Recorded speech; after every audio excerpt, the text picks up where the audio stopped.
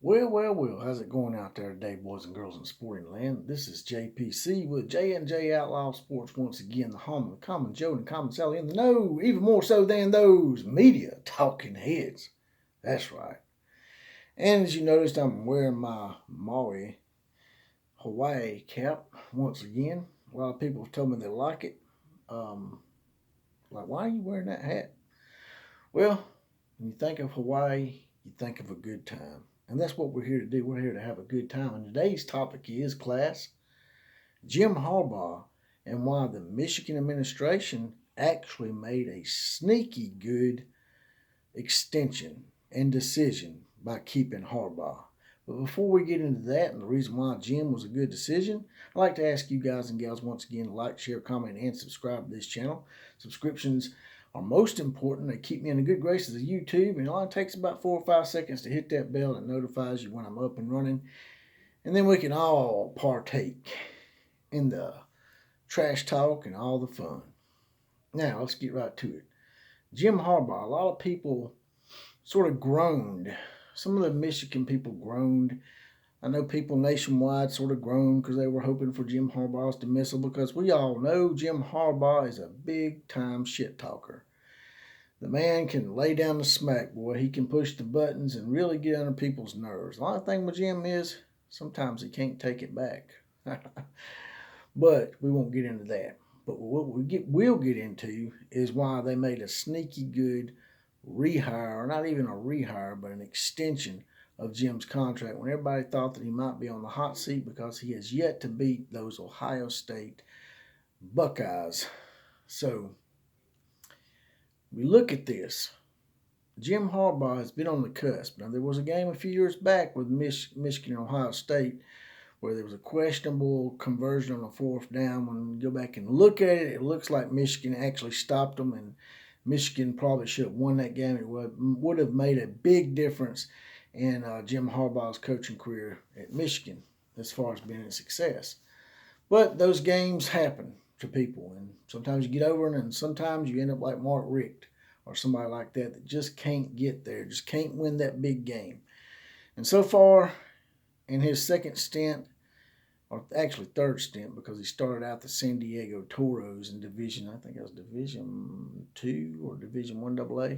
But anyway, it's his third stint in college, and it ain't going as well as some people wanted it to.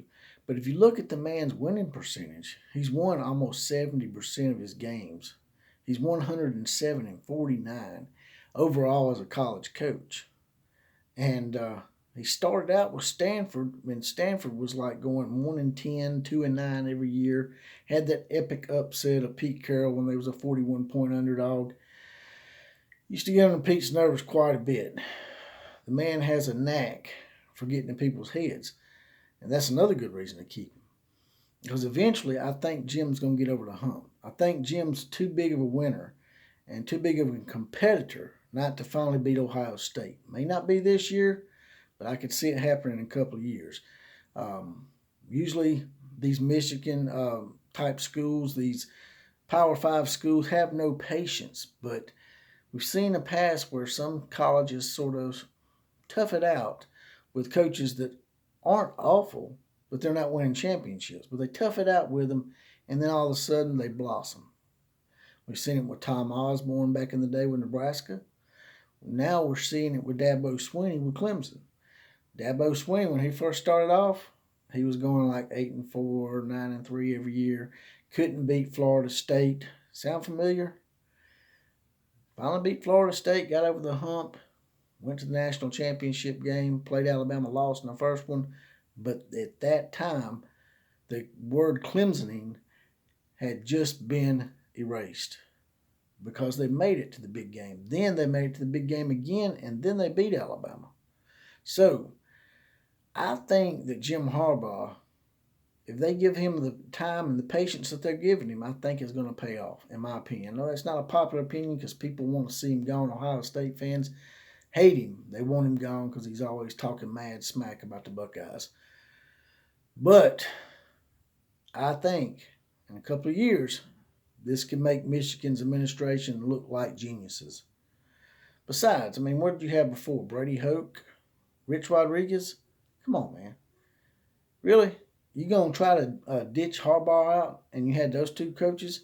Even Lloyd Carr, even though Lloyd Carr is revered in Michigan circles, even Lloyd Carr wasn't really that great of a coach.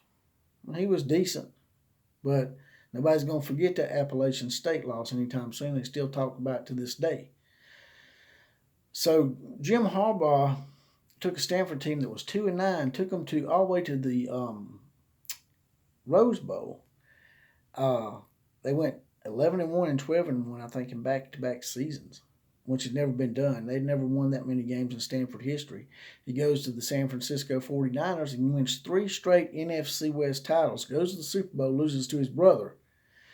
And had it not been for his tumultuous relationship with the GM, he'd probably still be coaching in the NFL today. But Jim Harbaugh, he's a guy that really wants his way, and them two didn't get along. But a guy that was that successful in the NFL, he was almost had a 70% win percentage in the NFL. First coach to ever win the NFC West title or any kind of conference title 3 years in a row in his first 3 seasons. So the man's a winner. He can win. You just got to be patient. Because right now what's going on at Ohio State is sort of hard to replicate and hard to deal with. The same thing's going on with Alabama in the SEC. You can't go around firing coaches just because you can't win the championship every year. Sooner or later, the ball's going to fall your way. And I think if the Michigan fans are patient with Jim Harbaugh, I think that it's going to pay off. I think he's going to finally come through. When he finally does come through, he's going to be hell for college football to deal with, because the man not only will be winning championships, but he'll be running his mouth. He'll be running his mouth. That's what he does. But I think that people just need to chill, and they need to take pointers from Clemson and Michigan and be a little patient. If the coach is not just astronomically awful, if he's not having a losing record every year, give him some time. Give him the 8-4s and the 9-3s. In my opinion, I think Jim Harbaugh staying at Michigan was actually a coup for Michigan. He's a sneaky good extension. If he had left Michigan, I guarantee you the man would have went somewhere else and been successful, and Michigan would have had egg on their face. And that's all I got to say about that. If you guys and gals have a different take on this, or if you think that old JPC is right, that maybe Harbaugh is the best answer for Michigan in the future and the patience will pay off, leave it in the comments section. And with that, I'm going to get off of here. And like, share, comment, and subscribe to this channel. I really need those subscriptions. Subscribe. It helps me out, keeps me up and going. And as always, KMCA to all the other teams.